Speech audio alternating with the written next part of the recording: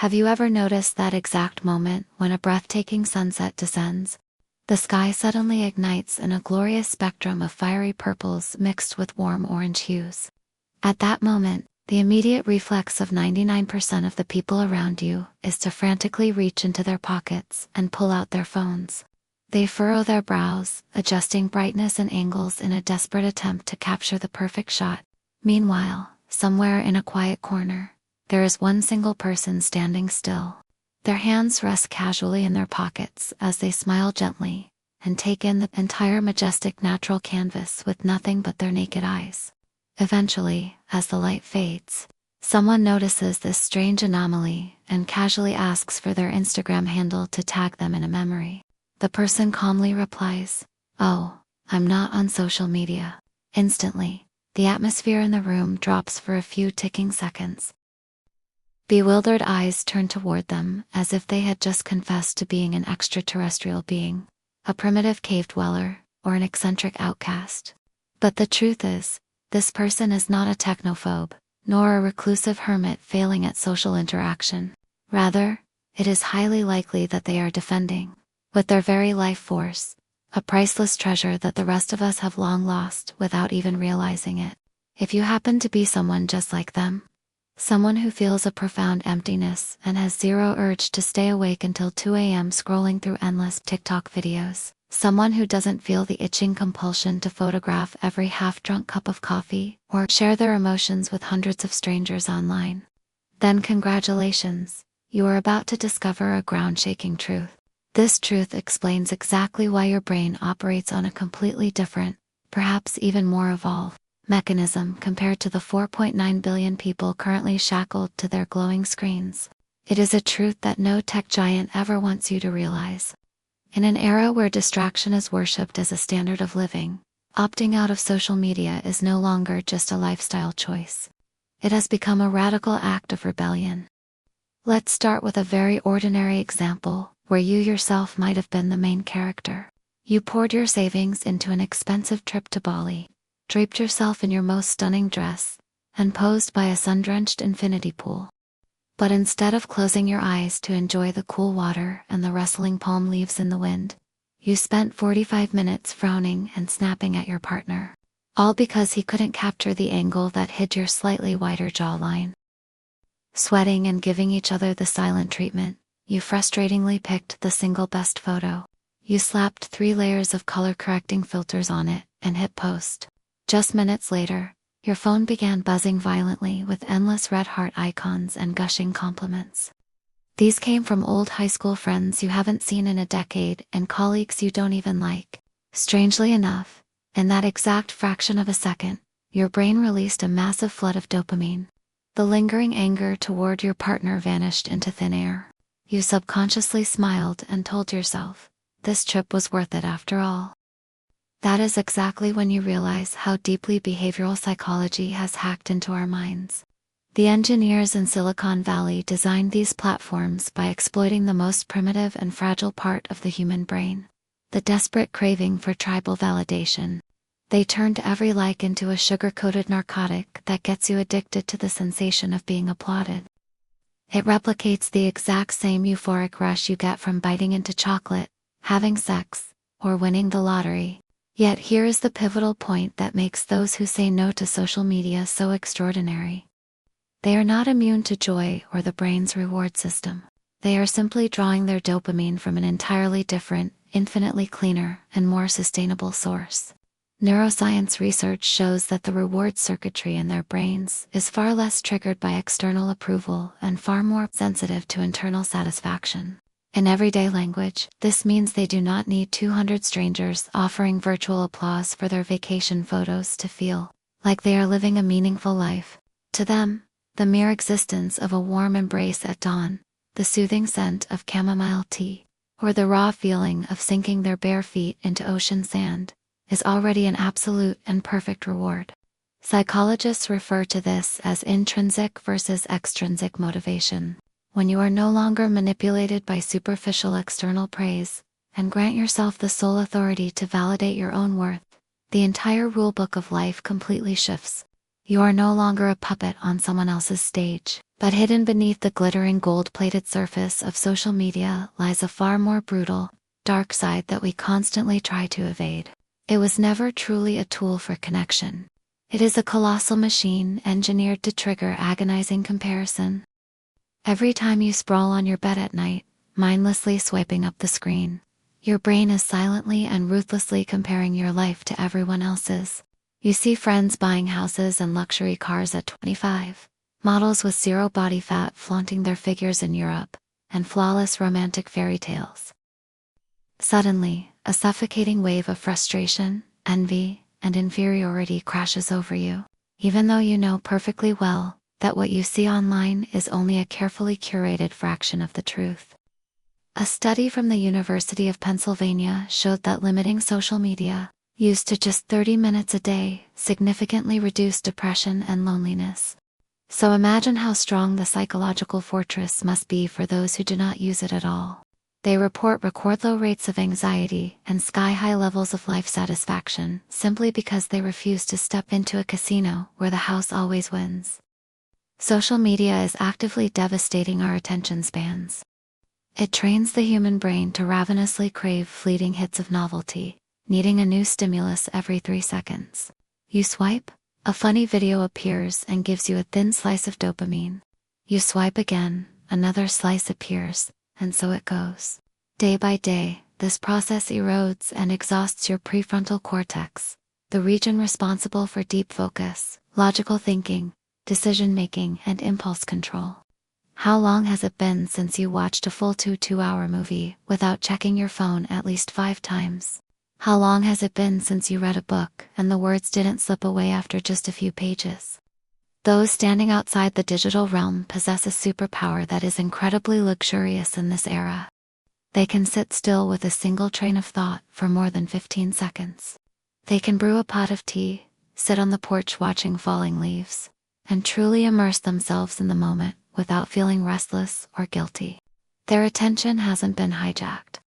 However, to be completely fair, we must also expose another truth. Some people avoid social media not out of enlightenment, but because they carry a bleeding psychological wound.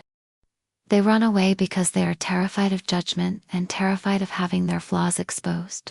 This is merely self-isolation, disguised as fear, a self-imposed protective shell rather than intentional tranquility. So if you are planning to leave the virtual world, you must ask your soul this agonizing question. Are you closing the door because the noise no longer serves your growth? Or are you avoiding it because you are too cowardly to face it? One is the empowerment of freedom, while the other is just weakness masking itself as a principle. For those who are truly courageous and awakened, rejecting social media reveals a razor-sharp truth. At its core, social media was never really social. It is a gigantic theatrical stage where every post is a desperate audition for approval. Every 24-hour story is a calculated move in an invisible chess game of status and power. Everyone is frantically acting, playing a more perfect, wealthier, deeper version of themselves. But tragically, everyone is so busy performing that there is no one left in the audience to actually watch the show. Those who choose to log out look straight into that insane theater and gently shake their heads. This isn't connection. This is performance art. Genuine human connection always requires the dimension of physical reality. It exists in the painful, hesitant pause before someone shares their hidden trauma. It lies in the roaring laughter that is too loud and chaotic to fit into a perfect TikTok video. It manifests in the warm, tight interlocking of hands under a table with no camera watching. People living outside social media understand a quiet philosophy. The most glorious and radiant moments in life are the ones you cannot and would never want to share with anyone else. You simply inhabit them fully and dissolve into them. Researchers have noted a fascinating paradox. Those who do not use social media actually possess the strongest and deepest real-world relationships. Not because they have more friends, but because they refuse to spread their emotional energy across hundreds of superficial online acquaintances. Instead, they invest their heart, sincerity, and time into the few people who are physically present in their lives. This is a philosophy of quality, crushing quantity, and depth defeating breadth. The average person spends about 2.5 hours a day scrolling through social media. That adds up to 912 hours a year, the equivalent of 38 full days and nights spent monitoring the lives of strangers. Those who reject social media reclaim those 38 golden days. They read thick books, paint, mold, clay, run under green canopies, ponder life, and most importantly, they exist proudly, without needing an audience. They have broken free from the psychological torture chamber known as continuous partial attention. This modern syndrome leaves you constantly only half present. When you sit down for coffee with someone who isn't on social media, you feel an intense surge of present energy. Their eyes look directly into yours, and they truly listen to every word. That absolute, undivided attention becomes a rare and luxurious gift. Society often throws them suspicious glances and asks prejudiced questions like, if you don't have Facebook, how do you keep in touch? But the truth is, those standing outside this vortex hold a profound secret. You do not need to broadcast your life to prove that it is worth living. You do not need an audience to make a moment sacred and meaningful. Countless artists and writers confess that after uninstalling social apps, their work gained profound depth and authenticity. They created from the deepest urges of their own souls, instead of chasing algorithms and trends. Social media has quietly turned every individual into a bland personal brand.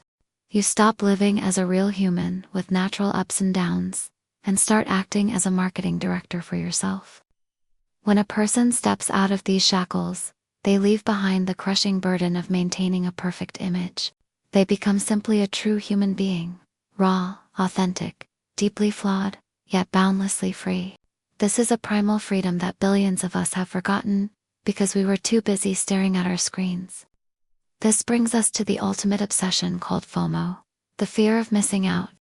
Those who have successfully stepped away realized a powerful truth. The vast majority of things we fear missing out on is just digital garbage and meaningless noise. The things that truly matter in life will always find a way to reach you, whether you are online or not. Here is an uncomfortable truth few dare to say plainly.